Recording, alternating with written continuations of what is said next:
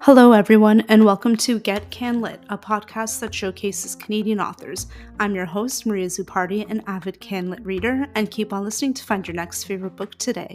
Okay, everyone, get ready because I have just read the best book of 2023. And basically, all of today's episode will be me trying to convince you on why you need to read it too. So, that book is A History of Burning by debut novelist Janika Oza. My first comment on this book is how, honestly, is this a debut novel? Like, the writing was just so polished, so clean, enticing, melodic. Like, the writing quality was basically all of the adjectives, honestly.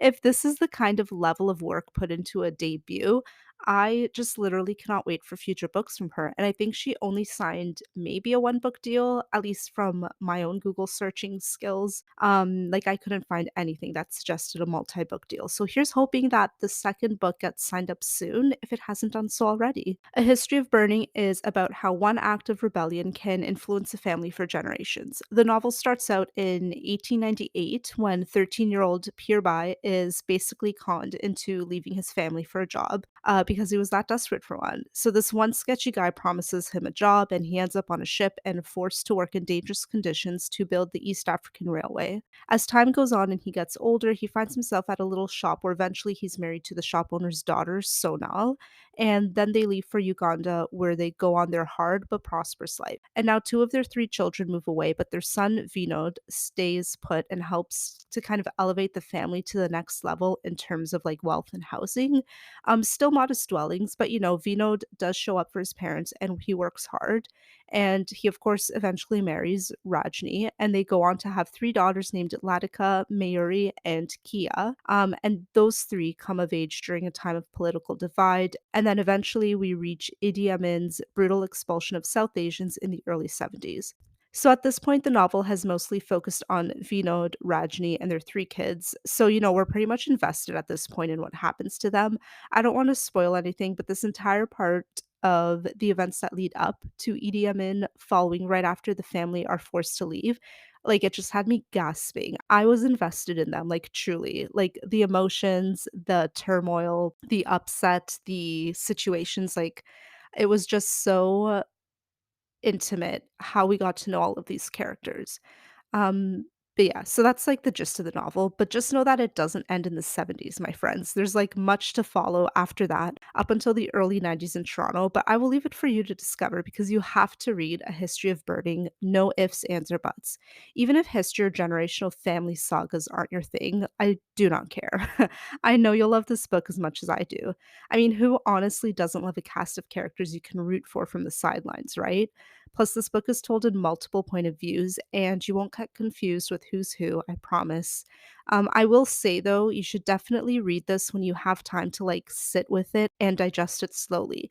It's a lot to take in, but the novel is just so worth reading slowly, especially, I think. Like, I started this on May 4th and finished it on May 21st. So, like, I sat and let these words kind of ruminate in my mind for like a while. I've never taken this long to read a book in the past like year or so. So like you could tell like I was really invested in it and I just didn't want it to end. Now, because I demand everyone to like this, of course I'll judge people who rate A History of Burning low. So of course took to Goodreads.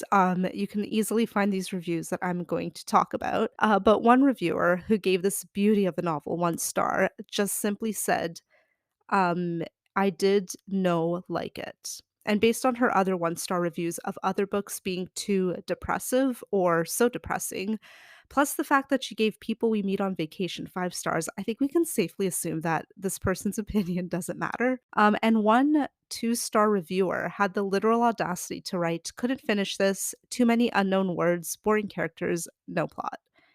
Like, excuse me, we clearly did not read the same book because is this lady honestly serious? First off, one of my biggest pet peeves. Of course, the first thing some uneducated asshole would say is that a book has too many unknown words. If you could see my face right now, just know that I cannot stop rolling my eyes, especially when I read that. before recording this episode. Like, are you kidding me? We all have access to Google. Like, just Google the words. That's what I did. Like, it's literally not a big deal. And also, if you read more than the first section of the book, you would, you'd be used to those words by now, anyways. And they're not as, like, there's not as many kind of sprinkled into the text as you go along the book. So, like, duh. Like, I mean, like, come on, get it together. And then, second of all, no plot and boring characters. This bish is testing my patience today. And it's super rich coming from someone whose most insightful review of another book is, and I quote, "Story of three sister wives in 1800s Utah. Some interesting Mormon history." Like, yeah, and again, another person whose opinion does not matter. And then another reviewer who also rated this book 2 stars called it super boring, and then goes ahead to give 5 stars to Stay Awake by Megan Golden, which was mediocre, by the way. And then she proceeded to write that Stay Awake had a few minor plot holes, but, like, she still gave it 5 stars. Oh my god. Stop with the nonsense, please. Anyways, there is a reason why A History of Burning by Janika Oza is an instant national bestseller here in Canada, and you absolutely have to get a copy now because I'm telling you, like, give this book another year or two, it will be covered in award seals.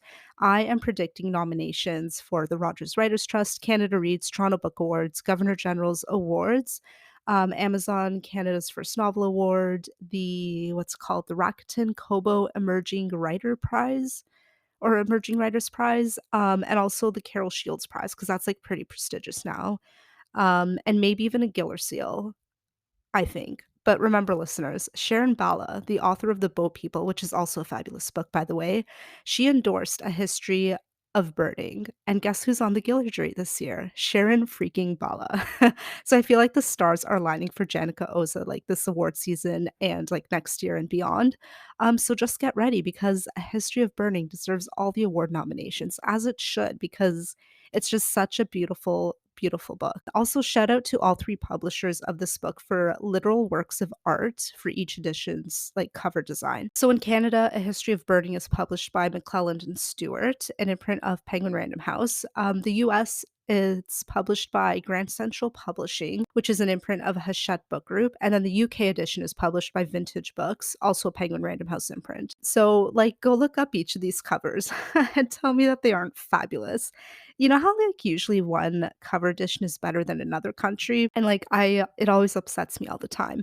But, like, A History of Burning, that is not the case. I want them all. I just need to figure out how to get a US cover edition. I think I'm gonna ask my local bookstore if they're able to order first and then see if, like, they can get that US one. I don't think they can, but, like, it's worth a shot. But if anyone knows how to acquire US book covers, please just hit me up on Instagram. I think I can order from Barnes& and Noble, but I'm not sure. Like, I feel like I can't order from them anymore. Like, I don't care how much shipping is, by the way. Like, I just want each cover edition. And I got the UK one cover through Waterstones once I'm officially moved, so that's when I'll order that. But yeah, like, that's how much I love this book and how much I love each cover edition. So, like, I am willing to spend 36 plus dollars, I guess, with conversion or whatever. I don't know. I don't know what I'm talking about.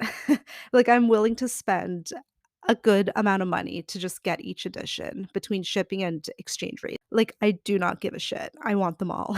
Now, if you are looking for an excuse to either come to Toronto or just go to a literary event, the Toronto Word on the Street Festival is actually happening this weekend from so basically May 27th and the 28th. And yes, it's 100% free. It's my favorite Toronto book festival. But Janika Oza will be there on the 27th in conversation with Brooke Lockyer, author of Burr, Burr. It has such a beautiful cover. Like, I hope there are signed copies when I'm there because, like, at the official bookseller. I think it's Queen Books doing the bookseller for the stage that they're at, because I just really want a copy. That was a side note. Anyways, and that event is moderated by Casey Plett, who is basically a Canlit like star or staple at this point. The event is at 3:30 and it's at the Vibrant Voices of Ontario stage, which, like I said, Queen Books is the seller for that stage. So they should have signed copies of everybody's book there after the event. I'm so sad. I'll be missing it. Ugh, I'm like literally disappointed in myself. But I will be at the festival working the Dundon Press booth from 10 to 1:30 on Sunday if I'm not sick, because I'm just starting to feel under the weather a bit. But yeah, I will be there on Sunday, 10 to 1:30 if you want to come out and say hi. We have a prize wheel and everything, so it'll be a lot of fun. All right, everyone. I hope by this point I've convinced you to read A History of Burning by the wonderful Janika Oza. Trust me when I say this book is a total must read. I know there's signed copies just in general floating around at indie bookstores like Queen Books, Book City, I believe another story bookshop. So basically, like the Toronto Indies should have signed copies if there's any left at this point. And in case you can't make it to Word on the Street this weekend. Yeah, and with that knowledge, I leave you to go acquire a copy and love it too. Happy reading and see you next time. Thanks for listening to the Get Canlit podcast, a show that's all about what Canadian authors you need to read next. Don't forget to rate, review, and follow on your favorite platform, and watch out for new episodes every other Tuesday. You can find me on social media at Get Canlit Podcast on Instagram and Facebook, and at Get Canlit Pod on Twitter. Thank you, and I'll see you next time.